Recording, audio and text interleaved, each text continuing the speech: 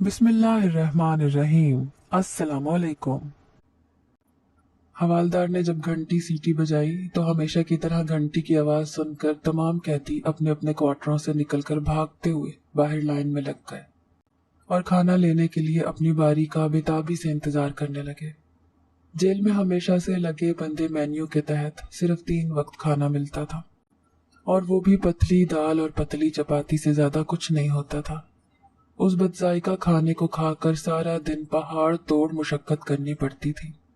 अब तो इस सजा भरी जिंदगी की हर कैदी को आदत हो गई थी। जेल की जिंदगी में कुल तफरीह हर आने वाले नए कैदी की कहानी सुनना था। हर आने वाले मुजरिम के पास जुर्म की एक अनोखी दास्तान होती थी, जिसे सुनने के लिए हर पुराना कैदी बेचैन होता था। मैंने अपने खाने की थाली लेते हुए चारों तरफ नजर दौड़ाई, तो आज भी मुझे वो नया कैदी कहीं नजर नहीं आया था। जब से आया था 2 दिन का भूखा प्यासा पड़ा रहा, और आज तीसरा दिन था। मैं या कोई दूसरा कैदी तरस खाकर उसके लिए खाना ले जाते थे।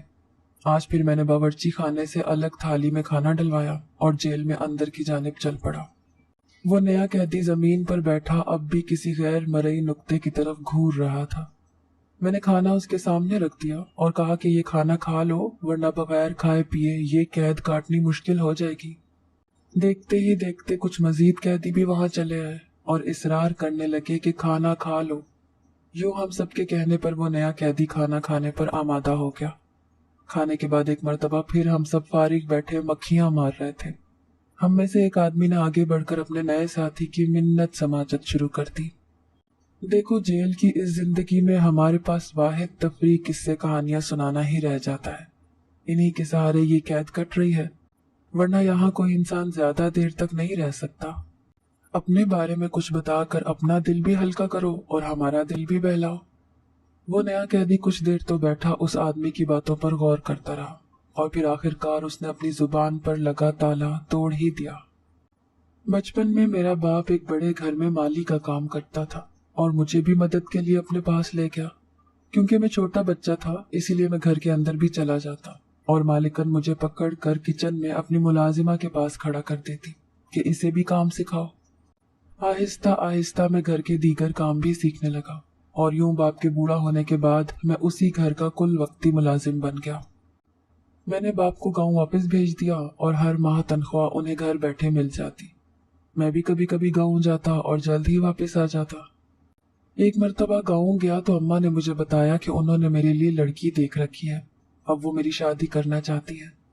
मैं तो हमेशा से माँ बाप का वफादार था, इसीलिए बिना कुछ कहे अम्मा अब्बा की पसंद से शादी कर ली और शहर वापस आ गया। शहर में मेरे बुजुर्ग मालिकान अब नहीं रहे थे। सिर्फ उनका बेटा, उसकी फैशनेबल सी बीवी और एक बेटी इतने बड़े घर में रहते थे। मेरा मालिक अच्छा रहमदिल इंसान था और हर किसी की दिल खोल कर मदद करता, जबकि मालिका इंतहा की कंजूस और संगदिल औरत थी।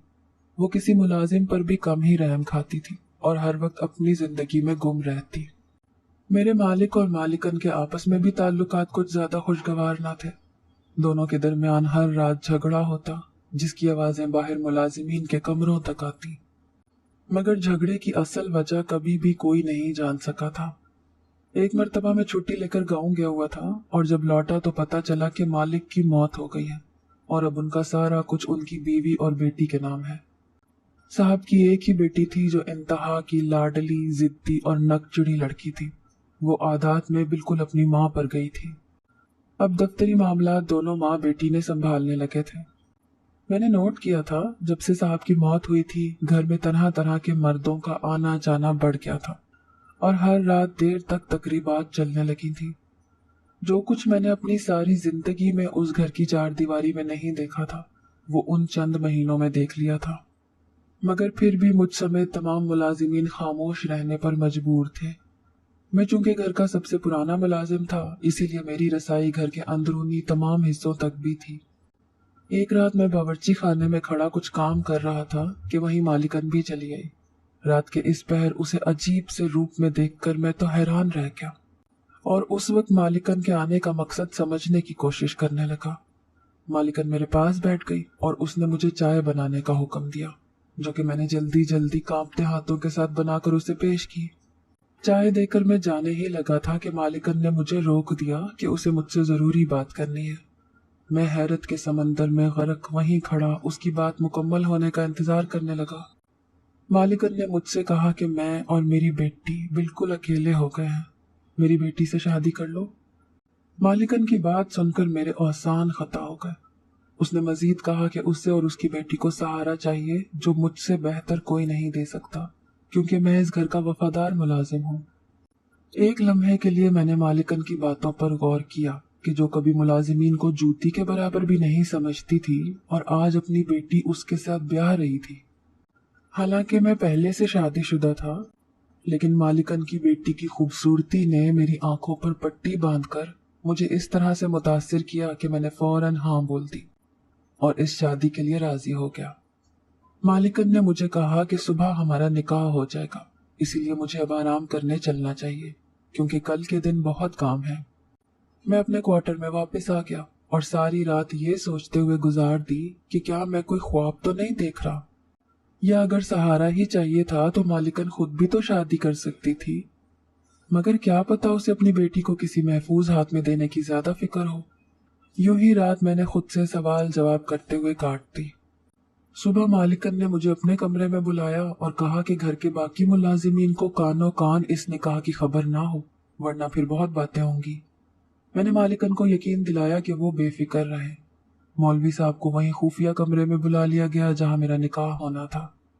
वहां 2 गवाहान पहले से मौजूद थे, जिनकी मौजूदगी में मेरा निकाह मेरे मालिक की बेटी से हो गया। निकाह के बाद मैं अपनी खूबसूरत बीवी से अब तक नहीं मिला था, क्योंकि मालिकन का कहना था कि वो मुझे रात में ही उससे मिलवाएंगी। रात को जब मैं मालिकन के कमरे में गया तो वो अकेली बैठी हुई थी। मुझे अपनी बीवी कहीं नजर न आई और मैंने मालिकन से बराह रास्त अपनी बीवी के बारे में पूछा तो वो ये कहकर सुकून से बैठी रही कि वो अभी आती ही है। थोड़ी ही देर गुजरी थी कि तभी वहां स्याह रंगत की भद्दे से नकूश की मालिक एक औरत वहां चली आई और मालिकन ने उसकी तरफ इशारा करके कहा कि लो आ गई तुम्हारी बीवी। उस औरत को देखकर मैं अपनी जगह से यूं उछला जैसे मुझे किसी ने करंट लगा दिया हो। मैंने मालिकन से कहा कि ये आपकी बेटी तो नहीं, आपने तो मुझे अपनी बेटी से निकाह का कहा था।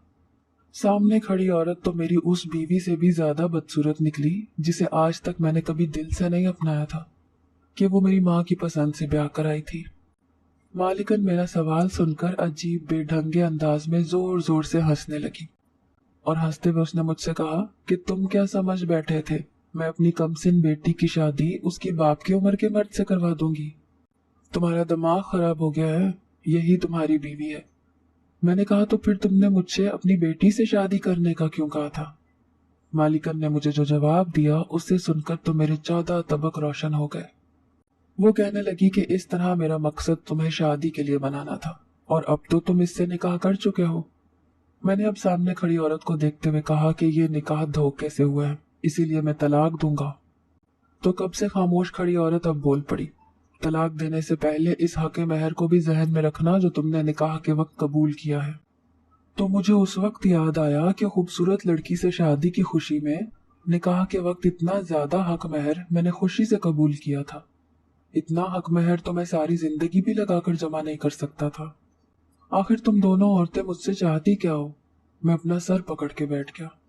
मालिकन ने अब की बार मेरी तरफ देखते हुए एक कागज निकाल कर दिखाया और कहा कि मकसद भी पता चल जाएगा। फिलहाल मैं वो मुआहिदा तो देख लूं जो हमारे दरमियान तय पाया है। मैंने नासमझी से वो कागज थाम लिया और मेरे होश उड़ गए। ये पढ़कर के दोनों में से अगर किसी एक औरत को भी जानी नुकसान पहुंचा तो उसका जिम्मेदार मुझे ठहराया जाएगा, क्योंकि मैं उनका सबसे बड़ा दुश्मन हूँ। मालिकन ने मुझे मजीद बताया कि इस मुआहिदे की एक कॉपी वो अपने वकील को पहले ही भेज चुकी हैं, इसलिए बिला जूं चरा के मैं उनकी हर बात मान लूं।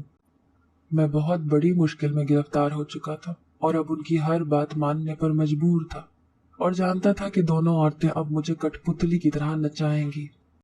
मैंने उन पागल औरतों से पूछा कि मुझे अब करना क्या होगा, मुझसे शादी क्यों की है? तो मालिकन कहने लगी कि इस बारे में कल बात होगी, बल्कि कल हम कहीं जाएंगे और वहीं देख लेना कि क्या मकसद हो सकता है। मैं परेशान सा अपने क्वार्टर में वापस आ गया। मैंने जितने खूबसूरत ख्वाब पिछली रात देखे हुए थे उतनी ही बुरी आज उनकी ताबीर सामने आई थी और अब अजीब अजीब ख्यालात से मेरा जहन थकने लगा था। सुबह सवेरे मालिकन ने दूसरे मुलाजिम के जरिए मुझे बुलवा भेजा और अपने साथ चलने का हुक्म दिया। हम बड़ी सी गाड़ी में बैठकर किसी अनजान मंजिल की तरफ जा रहे थे। हमारे साथ वही औरत भी थी जिससे अगले दिन मेरा निकाह हुआ था। मालिकन मुझे शहर से काफी दूर ले आई थी और अब यहाँ आकर मुझे खौफ भी महसूस हुआ कि अगर मेरे साथ यहाँ कुछ गलत हुआ तो मेरे घर वालों को कभी पता नहीं चल सकेगा। लेकिन ऐसा कुछ नहीं होने वाला था, क्योंकि उन औरतों का मकसद मुझे जिंदा रखना ही था। हम रेतीले टीलों से बने हुए किसी गैर आबाद जगह पर पहुंच चुके थे। यहाँ एक बड़ी सी मिट्टी के ठेले में मालिकन, मैं और वो औरत चले आए, जहाँ अंदर का मंजर देखकर मेरी आंखें फटी की फटी रह गई। अंदर सैकड़ों छोटे छोटे बच्चे गर्मी से नढाल होकर रोते बिलखते जमीन पर पड़े हुए थे और उनका कोई पुरसाने हाल नहीं था। मैंने उन औरतों से पूछा कि ये सब क्या है, तो वो कहने लगी कि यही हमारा मकसद है। वो सयाफाम औरत मुझसे कहने लगी कि अगर मैं इस काम में उनका साथ दूं तो वो मुझे भी दौलत से माला माल कर देंगी, और अगर मैंने इनकार किया तो वो कोई भी खाता खोलकर मुझे अंदर करवा देंगी और मेरे बीवी बच्चों को भी नहीं छोड़ेंगी। मुझे अब पता चला कि बाकायदा मंसूबा बंदी के तहत मुझे फंसाया गया और अब मैं इस दलदल में फंस चुका हूँ। यहाँ से आसानी से निकलना मुमकिन नहीं है। मालिकन ने मुझे मजीद बताया कि हमारे साथ पूरी एक टीम काम कर रही है। इन सब बच्चों के जिस्मानी आज़ा निकाल कर लाखों के दाम फरोख्त होते हैं और लाशें ठिकाने लगा दी जाती हैं। मेरा काम इस सारे निज़ाम पर नज़र रखना और निगरानी करना है। अगर ये सब मैं खुशी से कर दूं तो वो मुझे मुंह मांगी कीमत देगी। मेरे पास उस वक्त दूसरा कोई ऑप्शन ना था, इसीलिए चुपचाप उस घिनौने फेल में शामिल हो गया। मुझे याद है कि कैसे रोजाना हमारे मुल्कों और शहरों में से लाखों बच्चे अगवा हो जाते थे और फिर उनका कोई नामो निशान तक नहीं पता चलता था। शुरू शुरू में ये काम करते हुए मेरा ज़मीर मुझे मलामत करता था, लेकिन दौलत की रेल पेल ने मेरे ज़मीर की आवाज़ को कहीं दूर, बहुत दूर दबा दिया था और मैं मुकम्मल तौर पर इस दलदल में धंस गया था। मैंने उस स्याफाम औरत के साथ शौहर की हैसियत से कई मुल्कों के सफ़र किए। आहिस्ता आहिस्ता मैं उसके साथ जिंदगी में एडजस्ट हो गया था और हम दोनों को अब कुछ भी गलत नहीं लगता था। इस दौरान मैं अपने बीवी बच्चों को भी गांव से शहर ले आया और अपने बच्चों का अच्छे तालीमी इदारों में दाखिला करवाया। हमारे पास एक टीम खास तौर पर बच्चे अगवा करके लाने वाली थी। हम उनके जिस्मानी आज़ा निकाल कर उन्हें महफूज तरीके से बेचते, जबकि बच्चों को बेहोश करके उनके पेट चाक करके उसमें भारी तादाद में मंशियात मुल्क से बाहर ले जाते थे। मैं अपनी इस नई जिंदगी को मुकम्मल तरह से कबूल कर चुका था और पैसे की चमक दमक अब मुझे किसी किस्म का गुनाह का एहसास ना होने देती। एक दिन मेरी स्याहफाम बीवी ने मुझे कहा कि मेहनत सारी हम करते हैं और उस मेहनत का सिर्फ 10वां हिस्सा हमें मिलता है, जबकि बाकी का 90% हिस्सा उसकी दोस्त, जो कभी मेरी मालकन थी, अकेले खा जाती है। क्या ही अच्छा हो अगर किसी तरह हम दोनों अपना काम अलग से शुरू करें। मुझे उसकी बात मुनासिब लगी और मशवरा भी माकूल लगा। मैं अब इस खेल का माहिर खिलाड़ी बन चुका था। मैंने कुछ भरोसे वाले लोग ढूंढे और काफी छानबीन के बाद उन्हें बच्चे उठाने पर लगा दिया और उन बच्चों को रखने के लिए दूसरे शहर में अलग बंदोबस्त किया, जिसका मालिकन को कानो कान इल्म नहीं था। यूं आहिस्ता आहिस्ता हम अपने धंधे से भी कमाने लगे।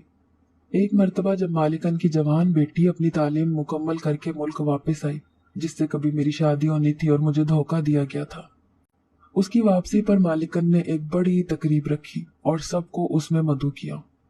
मैं उसमें एक खास मुलाजिम की हैसियत से ही गया था, लेकिन मेरी निगाहें मालिकन की बेटी से हटने का नाम नहीं ले रही थी। वो थी ही इतनी खूबसूरत कि कोई भी उसके हुस्न का दीवाना हो जाता।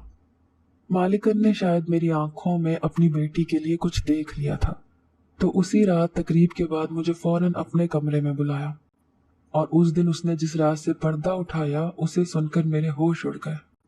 मालिकन ने मुझे बताया कि वो इस घर में शादी होकर जब आई थी तो शौहर का कारोबार नुकसान में जाने लगा, तो मजबूरन उसे ही कुछ करना पड़ा।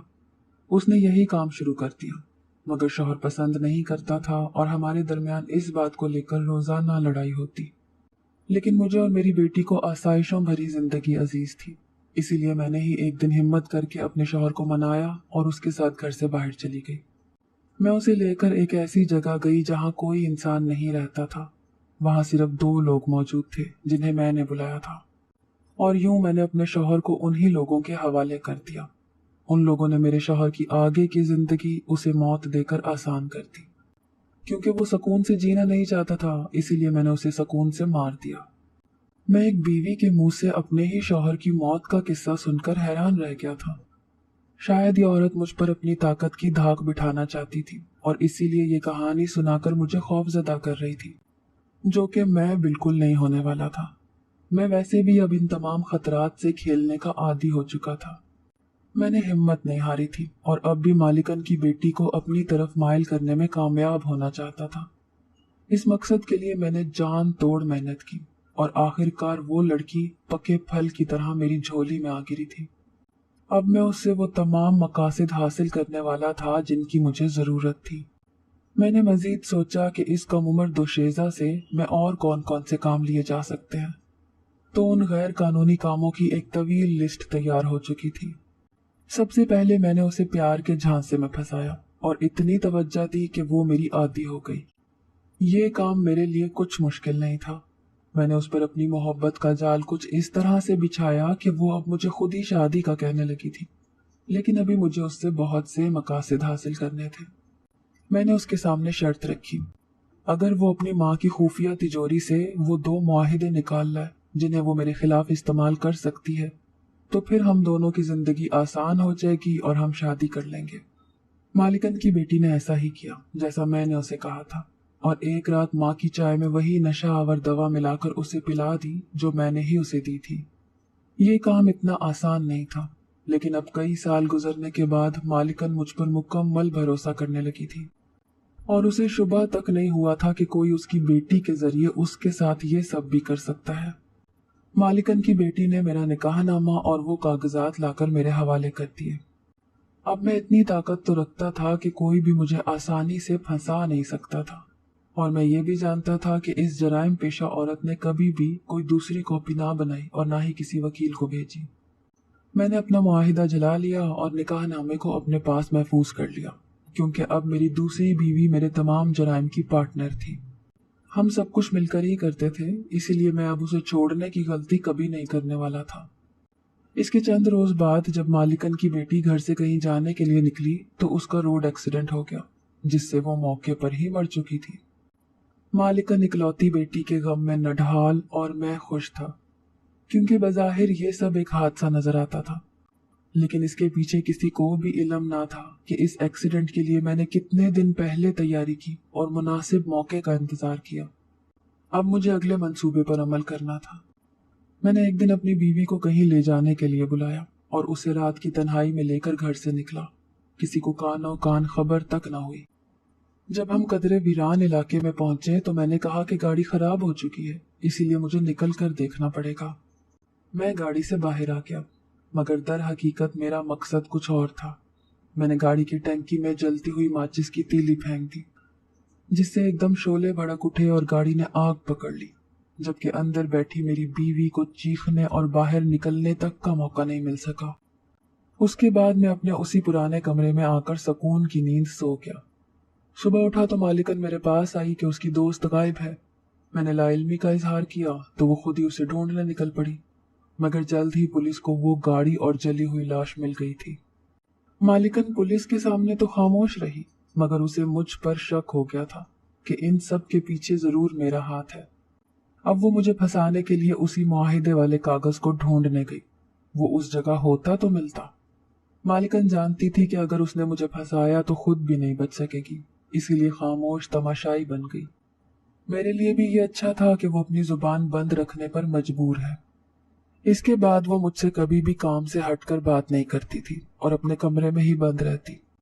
उसे अपनी बेटी और दोस्त का सदमा पहुंचा था। मैं भी अपनी जिंदगी में खुश और मुतमईन हो गया था। सारी परेशानियां भी टल गई थीं और दौलत भी खूब जमा कर ली थी। मेरी अब बाकी की जिंदगी बहुत पुरसकून गुजरने वाली थी। मैं एक दिन मालिकन के पास गया और उससे कहा कि अब मैं मजीद इस खेल का हिस्सा नहीं बनना चाहता, क्योंकि जिस धोखे में उन्होंने मुझे फंसाया था वो तो अब खत्म हो चुका है। लेकिन मालिकन ने मुझसे कहा कि अगर मैं उसे छोड़ गया तो वो पुलिस को सब कुछ बता देगी और उसका वैसे भी इस दुनिया में अब कुछ नहीं है। लेकिन मेरा एक खानदान अभी बाकी है। मैं एक मर्तबा फिर अपनी मालिकन की बात सुनने पर मजबूर था, मगर इस मर्तबा मैं इस खेल से निकलने का फैसला कर चुका था। मैंने मालिकन को कहा कि वो दूसरों के घरों में आग लगाते हुए भूल गई थी कि चिंगारियां उसके अपने घर में भी आ सकती हैं।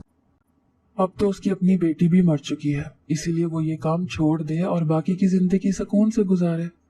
अब पुलिस का हम तक पहुंचना आसान हो रहा है, लेकिन मालिकन ने मेरी एक ना सुनी।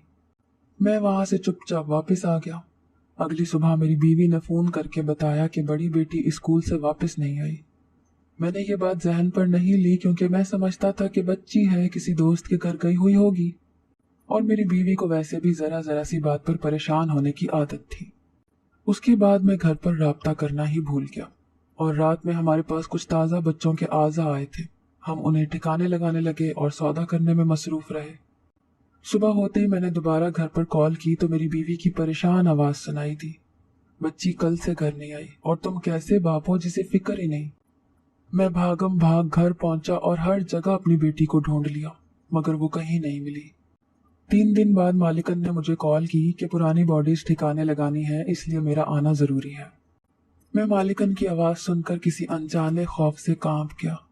जाने मुझे क्यों ऐसा लगा कि ये औरत मुझे कोई खामोश पैगाम दे रही है। मैं उसी लम्हे उन वीरान तहखानों में गया जहां ये मुर्दा बॉडीज मौजूद थी, और ये देखकर मेरी चीखें निकल गई और आसमान सर पर टूट पड़ा। उनमें से एक मेरी ही बेटी थी। इतने अरसे से मैं जो लोगों के जिगर के टुकड़े छीनता आ रहा था, आज अपनी औलाद को देखकर यूं लगा मेरा किसी ने कलेजा निकाल दिया। मैं अपनी बेटी का मुर्दा जिस्म देखकर पागल सा हो गया। मुझे कुछ दिन पहले अपने कहे अल्फाज याद आने लगे जो मैंने मालिकन से कहे थे। मैं भी तो औरों के घर में आग लगाता आ रहा था, और खुद कैसे बच सकता था। मेरी बेटी की अजियतनाक मौत ने मुझे नीम दीवाना सा कर दिया था। मैं अब मजीद इस आग की लपेट में नहीं आ सकता था। मैंने खुद थाने में हाजिर होकर एसएचओ को अपने सारे जुर्म बताए, और मालिकन को भी पुलिस उठाकर जेल में ले गई। हम पर कई मासूम बच्चों की मौत का जुर्म साबित हो चुका है, और कोई भी अब हमें सजा से नहीं बचा सकता है। मैं अब इस जेल में पड़ा हूँ और अदालत से अपनी सजा के आने का मुंतजिर हूँ। मैंने जो कुछ किया है, मैं उसके लिए दुनिया और आखिरत दोनों में सजा से बच नहीं सकता। अगर आपको आज की हमारी कहानी पसंद आई है तो इसे लाइक कीजिए और अपने प्यारों के साथ शेयर कीजिए। और हाँ, अगर अभी तक आपने हमारा चैनल सब्सक्राइब नहीं किया तो जरूर कीजिए। मिलते हैं कल एक नई और दिलचस्प कहानी के साथ। तब तक के लिए अल्लाह हाफिज।